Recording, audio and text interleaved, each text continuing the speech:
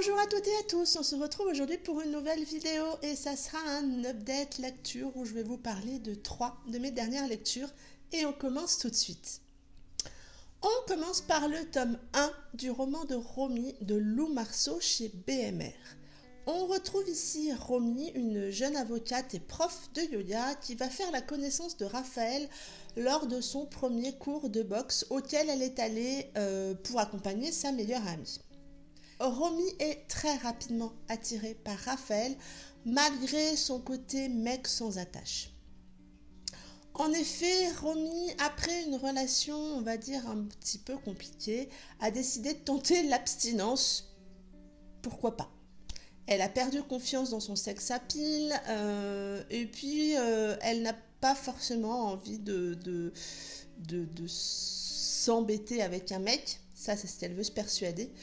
Pourtant, Romy est une jeune femme belle, sexy, sensible, bourrée d'humour. Elle est un peu sans filtre, on va dire, très très spontanée dans ses réflexions et avec beaucoup de répartie. Raphaël, lui, de son côté, est un homme qui aime les femmes, il ne s'en cache pas. Il est d'un naturel assez arrogant. Il aime vivre au jour le jour, Raphaël, sans trop se poser de questions et il profite vraiment de l'instant présent. Je vais m'arrêter là pour le résumer. C'est un tome 1 que j'ai vraiment beaucoup aimé. Vraiment un très chouette tome rempli d'humour et de sexitude. Oui, le mot n'existe pas, mais bon, on va dire que oui, sexitude. Lou a cette magie quand elle écrit. Elle nous décrit un Raphaël sexy, attirant, arrogant, et tout cela transparaît au travers de ces pages, au travers de ces mots. Et c'est vraiment quelque chose d'assez fort parce que, oui, j'en lis des livres où le mec est assez sexy, assez arrogant et on le sent. Mais là, pour le coup, ça transparaît vraiment beaucoup. Pourtant, au départ, je l'avoue, on pourrait penser qu'on est dans une histoire de déjà-vu entre une femme déçue et blasée par les hommes et un mec sexy qui ne veut que des relations sans attache. Soit, on est dans un schéma un petit peu classique. Pourtant, on est très très vite embarqué dans leur histoire. On découvre peu à peu une Romy forte mais aussi fragile, prête finalement à beaucoup, mais ayant à faire face à beaucoup de déceptions.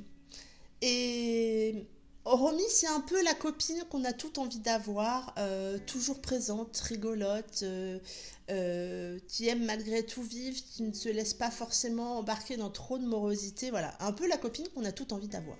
On découvre aussi un Raphaël très mystérieux, rempli de certitude, mais on se doute que cette arrogance cache quelque chose.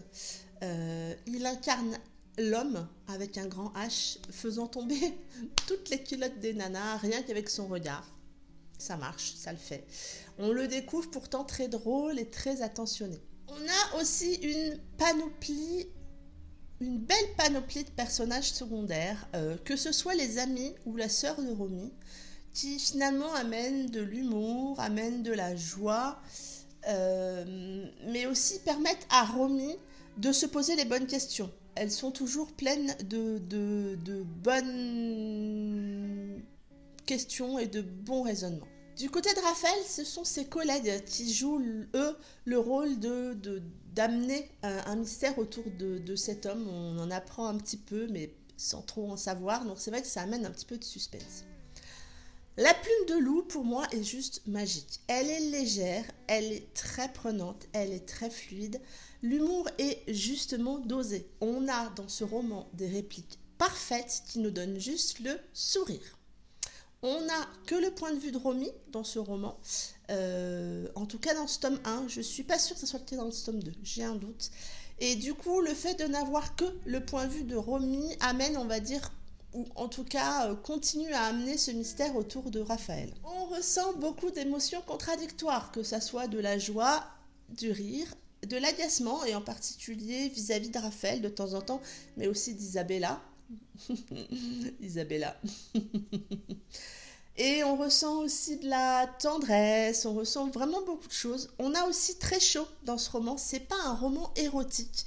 Lou a écrit très peu de scènes de sexe dans ce roman, mais les très rares scènes de sexe qui sont écrites sont très bien écrites, sont torrides, sensuelles, sexy.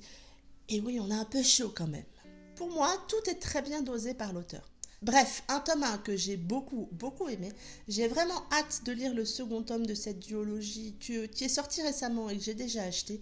Et je lui ai mis la très bonne note de 18 sur 20. J'ai ensuite lu Dark Shadow de G.H. David chez les éditions City. Je remercie l'auteur pour l'envoi du service presse. Elle m'avait fait le plaisir et la surprise de m'envoyer le livre papier et j'ai vraiment été très touchée par cette attention.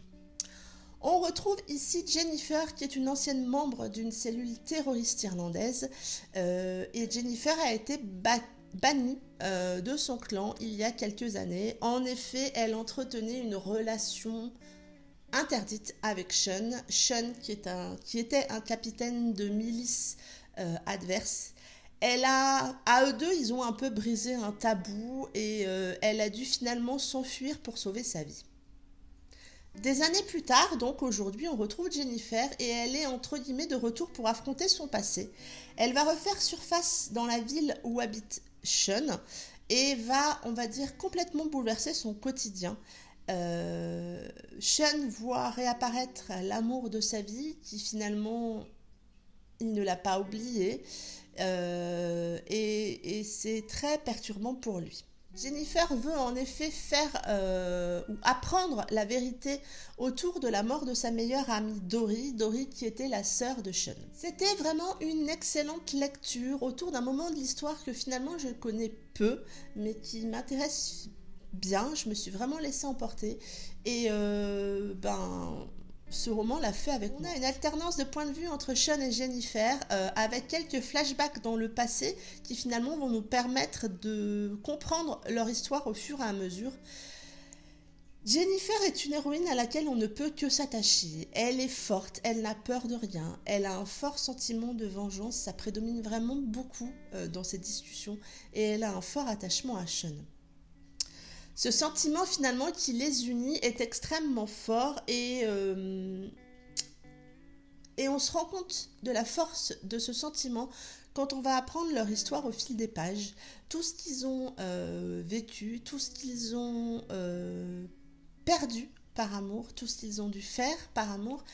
Et ouais, je trouve que c'est assez bien fait.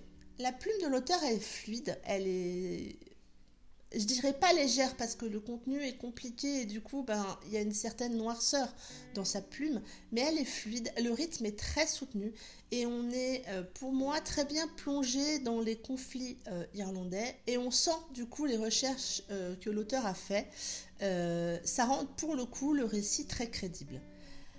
L'intrigue qui est finalement amenée par la disparition de Dory dès le début du roman est prenante et finalement amène beaucoup de fluidité dans le texte parce que il y a beaucoup de personnages dans ce roman, il y a beaucoup de noms de milices ou ce genre de choses qui finalement pourraient amener un manque de fluidité.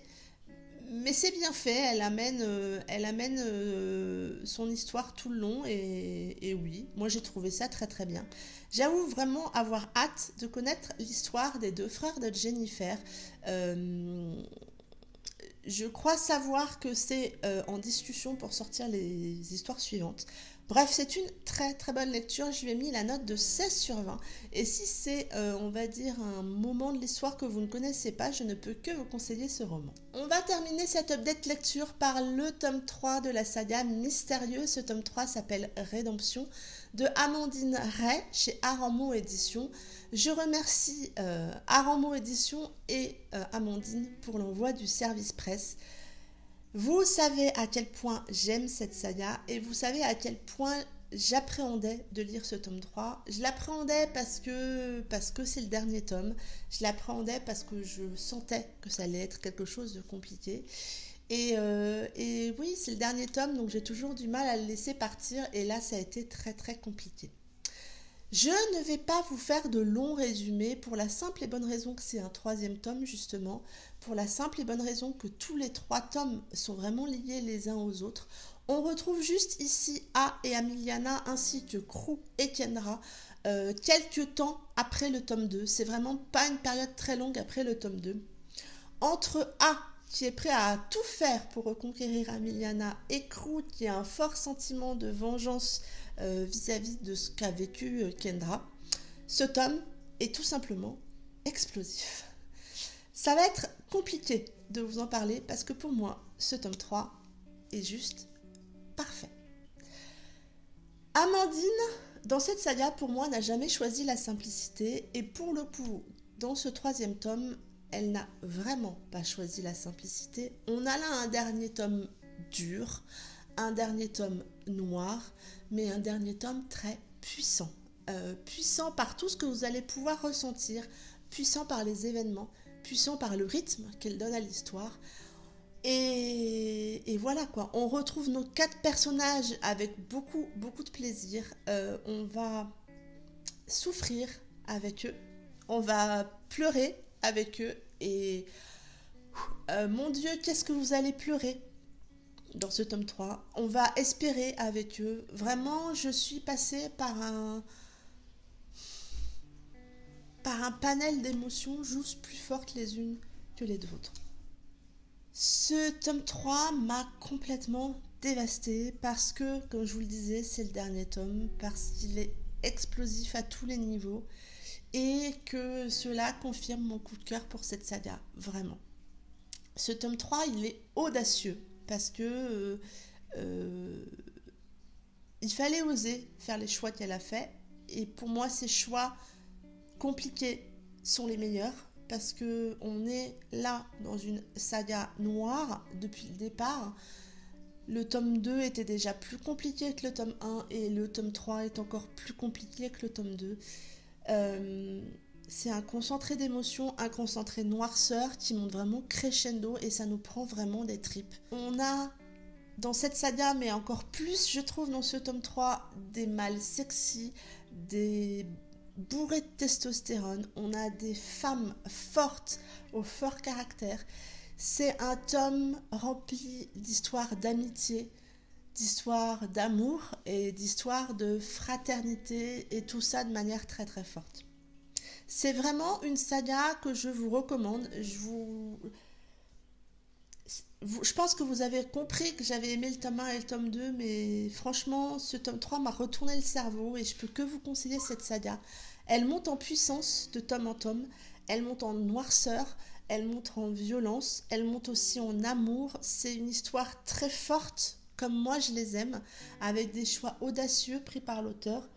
Fallait oser, Amandine, ce que t'as fait, et franchement, je te le redis ici, je te le redis devant tout le monde, chapeau bas, parce que t'as fait des choix qui n'étaient pas simples. Des choix qui m'aiment encore aujourd'hui et voilà quoi, pour moi c'est vraiment une saga coup de cœur pour l'année 2018. J'ai mis la note de 20 sur 20 à ce tome 3 parce qu'il m'a emmené, parce qu'il m'a fait pleurer, il m'a fait rager, il m'a fait crier. Ce tome 3 est parfait, ce tome 3 est merveilleux et je ne peux que vous encourager à lire cette saga. Ça en est tout pour cette update lecture. J'espère que cette vidéo vous aura plu. J'espère aussi que cette vidéo vous aura donné envie de lire les 3 livres dont je vous ai parlé parce que vraiment ce sont de très bonnes lectures.